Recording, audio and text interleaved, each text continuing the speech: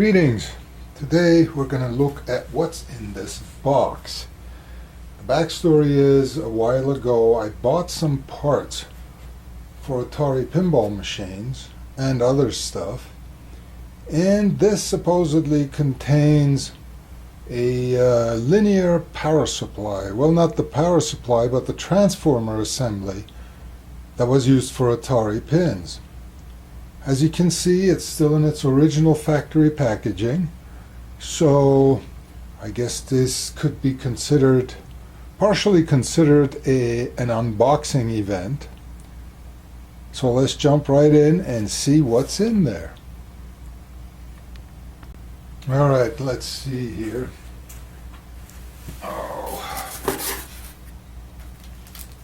Removing the original packing tape. And this thing is heavy, so let's see, what's the best way to do this? We should probably upend the box.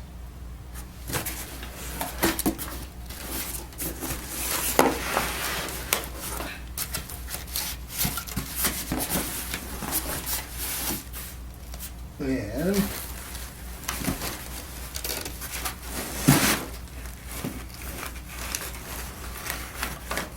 okay.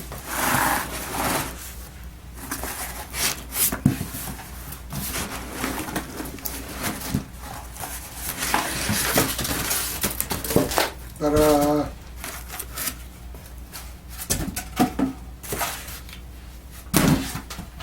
The custom-made padding, which keeps it safe. Crunch. And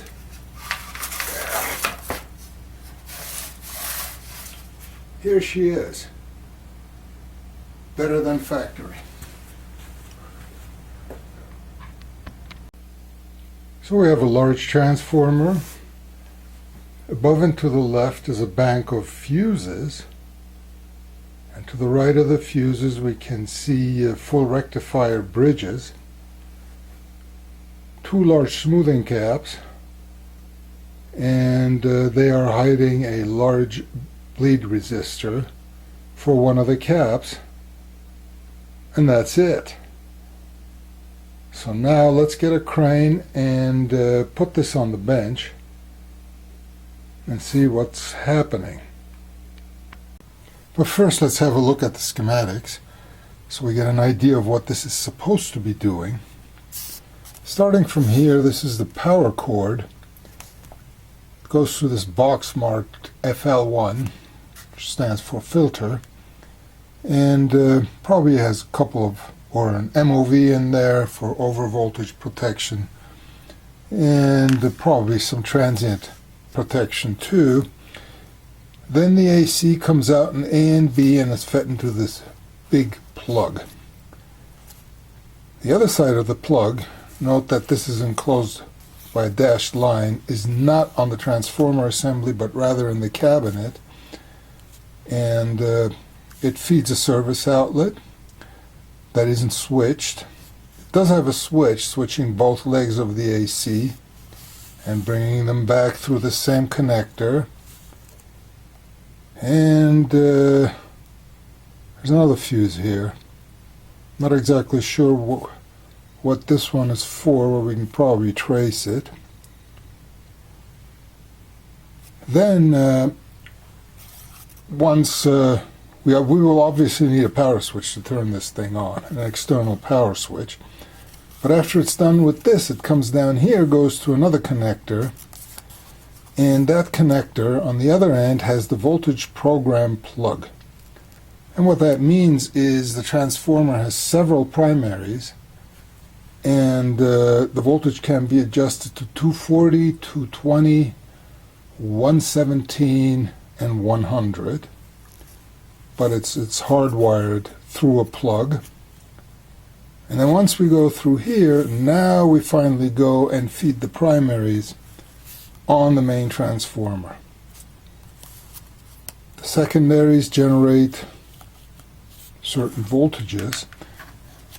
Some of the voltages are rectified, and some are fed straight through as AC. everything is fused. As we can see that everything coming out of the secondaries is fused. And there are another 3 fuses in the cabinet that protect whatever is in here. I mean, here's the main fuse, main AC fuse. The service outlet is just an outlet in there, and this, I haven't exactly figured out yet where this goes. It goes to the, this also goes to the transformer primary. Well, it goes to the voltage program plug. So, at least everything is fused in here. Then we have 2 large capacitors here. And then we go to yet another large plug, and we feed the playfield, the coin door, the electronics, and everything else from here. So now that we know what it does, let's see if it actually does it. So here it is. It's a linear supply. This is circa 1978, and in those days pretty much everything was run off linear supplies. Switched mode supplies existed, but they were usually used in higher end equipment. And a lot of people swore that you could not put a switched mode supply on audiophile equipment because it generated high frequency noise at the outputs, and that would obviously falsify your audio. Now, if you can hear well above 100 kilohertz, that would probably be a valid argument, but I for one can't, and I don't think there's too many people out there who would even claim that they can. So that part of the reasoning wasn't really that significant. I remember in the 80s, Carver came out, was one of the first to come out with a power amp that had a linear supply, a switched supply on it. It was really light, and it divided the country, or the audiophile community at least, because some people wouldn't touch it with a 10-foot pole, whereas others said this is the way to go. Needless to say, when this came out, a switching power supply was not an option. And as a side note, all the new pinball machines run off switching power supplies now. Well, everything does. I guess the only place you could find a linear power supply would be an extremely high-end audio, anything really high-end and expensive that deals with audio. But correct me in the comments.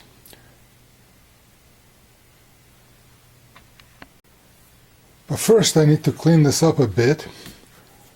See if I can get rid of any of the rust. I mean, this is an end cap.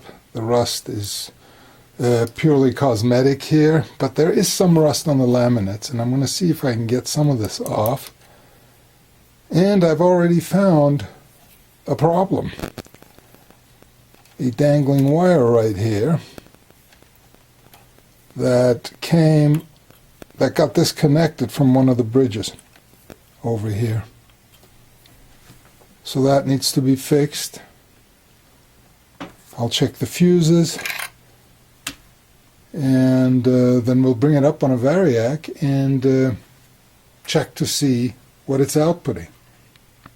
I did some cleaning.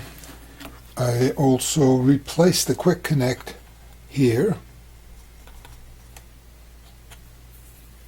Now I mostly concentrated on getting the surface rust off of the laminates, because that can, if that starts traveling down, it'll wreak havoc with the transformer.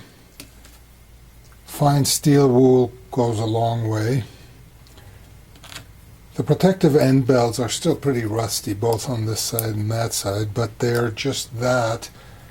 They serve 2 main purposes. I mean, the first purpose is that they physically protect the transformer if any impacts happen over on the sides. But the main purpose is that these 2 end belts are basically are a Faraday cage, around the transformer that reduce stray magnetism from hitting everything else. So this, again, as I mentioned before, this is purely cosmetic. Yes, it's ugly to look at, but before I put the elbow grease into it, I think it's clean enough for us to get started testing it. First thing we got to do is check all of the fuses. Checking the fuses is simply done by measuring for continuity, because a fuse is a dead short electrically. Now, one piece of advice is when measuring fuses, do not measure the fuse itself, such as this, but measure the fuse clips. Because a lot of times the clips will corrode, and if you measure the fuse on the actual fuse, it may beep at you saying the fuse is good, but the fuse is actually not connecting to the wiring. So measure clips, not the fuse. 2.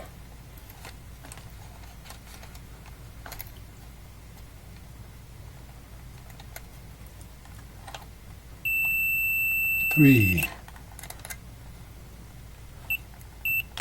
4. 5. And finally, 6. Fuses are all good. Now we need to check for proper values. For that, we will remove each fuse, check its value, and replace if necessary. I'll do that off camera. But a brief clarification. Remember, I was looking at this fuse and I couldn't really tell what it was for. These are in the cabinet. And it turns out that these are for the lights in the back box. On this machine, the lights in the back box are AC bulbs. There's nothing else in the back box on Ataris, at least the first generation, just AC light bulbs. So this fuse F7 at 2 amps protects from any of those bulbs going bananas. But getting back to here is that plug that all of the power goes into. Leaves this plug on the other side here and then goes to a power switch in the cabinet and also powers the lights, the service outlet, and whatever else the cabinet needs. And then once the switch is closed, the AC comes back through that same plug into pins 1, 2, 3, 4, and 5. So in order to simulate the power switch, I am going to short the appropriate 2 pins here to basically simulate a permanently closed power switch. The second thing is what they call the voltage program over here. And remember, this is what selects which primary to use depending on your AC voltage. Now, unfortunately, the plug for this is just a plug with a bunch of shorting wires in it. Unfortunately, that was conspicuously missing. I was hoping that that would be in the box, in the transformer box, but it wasn't. So I borrowed one from an existing machine. It looks like this, and it does conveniently say 117 volts on it. I mean, it's not that hard to make a plug like this, but I got to find the right Molex shell. So we're going to deal with this borrowed guy first. So here's my improvised power switch. I will double check again before turning it on, but pin 3 goes to 6 and pin 4 to pin 5. The downside here is that the primary is not fused when doing it this way. Obviously, when it goes into a cabinet, it'll run through a fuse, but right now for the bench test, it is not. Don't try this at home. Here is the plug, the voltage programming plug. That does clearly say 117 volts on it, but I guess we'll find out. Next, we need to power it up. So get ready for the fireworks. Anyway, we have to power it up slowly for two reasons. First of all, if there's anything wrong in here, using the variac, we give it small amounts of voltage, and if something's going to short or blow up, it's going to be much less intense than if we had just given it 120 volts off the bat. The second reason is, and where is my pointer, because I don't want to be sticking my fingers in there. It is over here. These capacitors have sat idle for a very long time. And what we need to do is reform the capacitors. And the way that happens is we give it a small squirt of voltage, let it sit for a while, 5-10 minutes for, in let's say 20 or 15 volt increments, and keep doing that until we hit the terminal voltage, which is 120 volts, at which point these caps should have reformed inside and should do their proper job. I have the meter hooked up to the cap that delivers, as the schematic says, the logic voltage. It's a bit of a misnomer because logic voltage means TTL voltage, which is 5 volts, and that is not what this does. This delivers unregulated 12 volts. Unregulated is a funny term because it's completely imprecise. It doesn't, I mean, this thing is supposed to hold 12 volts, but it's going to go higher if there's no load on it. That's why you need a 5 volt regulator downstream that keeps the voltage at 5 volts regardless of the load. But for our purposes, let's just see if it's doing anything. So we are hooked up as explained, and we turn on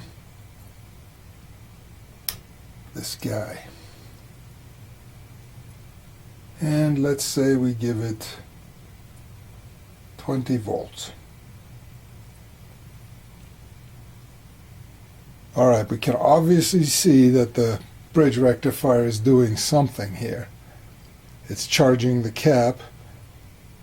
I mean, we're giving it a low voltage, but what we are going to do is let this sit for a while and then repeat it. In this case, I'm going to do 20 volt steps for 5 minutes each. And once that procedure is done, both of these capacitors should have reformed and be fully functional. So we'll see you back in a little bit. The prescribed time has passed, and these two guys went to reform school. So, well, we're not measuring him yet, but this is showing the unregulated 12 volts. It's a bit high considering that this is going to go, nice, that this is going to go through and feed a 5 volt regulator, and that regulator is going to have to drop 10 volts. But what do I know? Professionals designed this, and we're not here to do a design critique, but rather test if this thing works. And it seems to work. It's been sitting at 120 volts AC for a while, and it's good. The voltage is stable. So now if I turn off the power, what's going to happen? Big quiz. Keep in mind that there is no load on the logic, on the unregulated logic supply. The only load is the multimeter, and that has an internal resistance of a mega ohm. So basically that's can be considered not a load, but put in your bets, and I am turning off the variac. And as you can see, nothing's happening. Well, it just dropped 10 millivolts. But the only load is the multimeter itself, and it's going to drop very slowly. That is good news, because what that also means is that this capacitor at least has reformed correctly and is holding the voltage, even though there is no load on this. But just for grins, let's put a load across it and see how it behaves then. As a load, I'm going to use a 330 ohm 1 watt resistor, which is in this configuration, putting it across the terminals on this voltage source, physically on the cap, is something called a bleeder resistor. And what that'll do, once connected, bleed off the voltage that's on the capacitor, because it represents a 330 ohm load. Of course, now, if we turn the variac back on, or the power back on, it should jump up to what it was before. And as you can see, with even a small load on it, it's already dropped about 500 to 600 millivolts, but it's holding steady. And now if we turn this off, the voltage is going to bleed off. And bleed resistors are commonly used as a safety measure because, as you saw before, without the bleed resistor we had 15 volts sitting on this thing. And even though it was unplugged for all intents and purposes, if you touched the terminals, you would get the full force of the stored charge in it. With a bleed resistor, it actually bleeds off the voltage or the charge and makes it safer, even though it's pretty inefficient because that resistor is always there and will heat up really nicely and make a big contribution to a linear power supply's inefficiency. But, so 1 voltage down.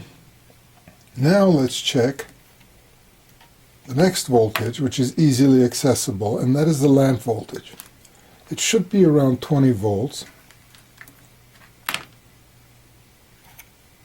And it's probably still holding a charge from before, because this doesn't have to be. So what we could do is bleed off the voltage, and our expected voltage here is 20 volts. Now 20 volts seems a bit high for those itty-bitty lamp bulbs it uses, but the way the Atari works is all of the lights are on a 25% duty cycle. So that effectively gets 5 volts to each bulb. Alright, so it should be bled off, or mostly bled off by now.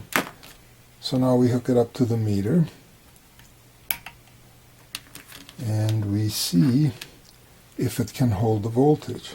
Where's the other end? Hello? Oh, the other end's here. They should probably be tied together, but yeah, it still has. See, it's self-charging right now. And that's also a phenomenon you can see, a dangerous phenomenon on CRT tubes, because just when you thought you got them discharged and you move away the bleed resistor from it, it'll start recharging itself again. So be careful.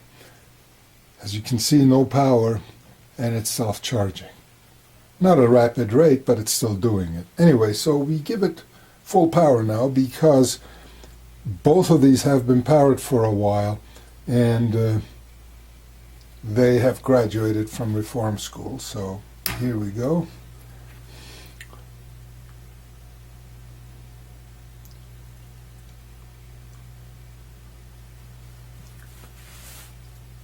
So this one's actually doing 25 volts, and you divide that by 4, it's actually supplying 6 volts, a little more than 6 volts to each bulb group.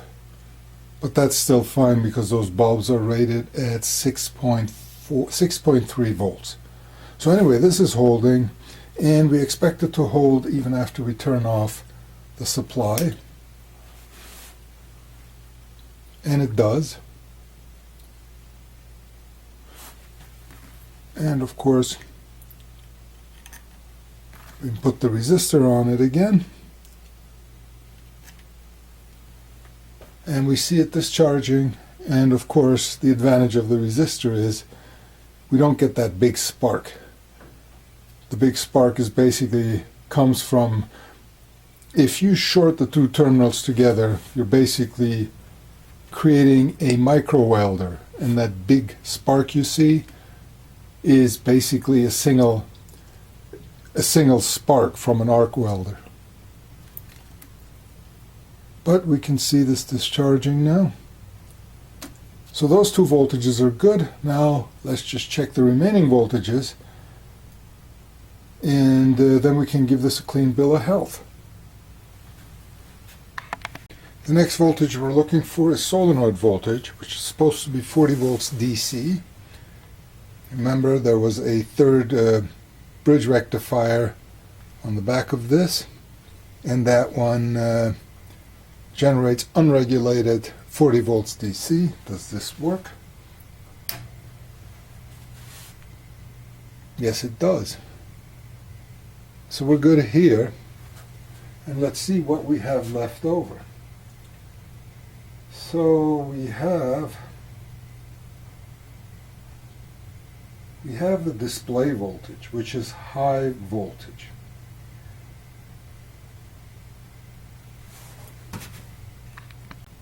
The displays require a 200 volt peak-to-peak AC voltage. Well, not the displays, but the display, that voltage gets rectified and regulated. But basically, these are the outer two legs of a secondary that provides 200 volts, and the pin in the middle is a center tap for that.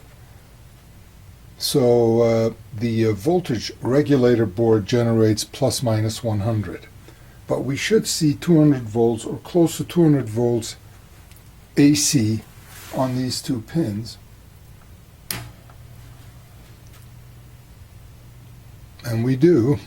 That's close enough because it's going to get regulated, and there are no smoothing capacitors on this right now, so this is more than sufficient. And our final voltage is labeled audio. Should probably be around 12 volts, but it doesn't say here. But this tells us that it's pin 14 and 15. So we get pins 14 and 15. So our audio voltage is a bit higher than that. It's probably supposed to be, I mean, once it's loaded, it's probably going to be around 15 volts, but it looks fine. And since these are AC voltages, there's no DC, no smoothing caps, so this guy has survived. And finally, this big resistor over here, which I misidentified as a bleed resistor, is actually a series damping resistor that's in line with the light bulb voltage. And that makes sure that our current doesn't go bananas when you first turn it on and all of the lights come on. But here he is, it's a survivor. You can see that he hasn't had a very easy life, but came through with flying colors. One thing I gotta say is transformers are very hardy. They very seldomly blow. I have yet to see a blown transformer on a pinball machine. I've seen a blown transistor on a guitar, on a tube guitar amp, but it wasn't even the power transformer, it was the output transformer. But in this case, as ugly as it looks, it's doing the job, and I bet you this is a drop-in replacement for, I could put this into a working machine now, and that machine should work. But we're going to have to do some more bench testing on this, and we'll leave that for the next episode, where we actually connect something to it and see if this makes it sing. Thanks for watching. Please like, subscribe, and do all the other good stuff. And we'll see you soon.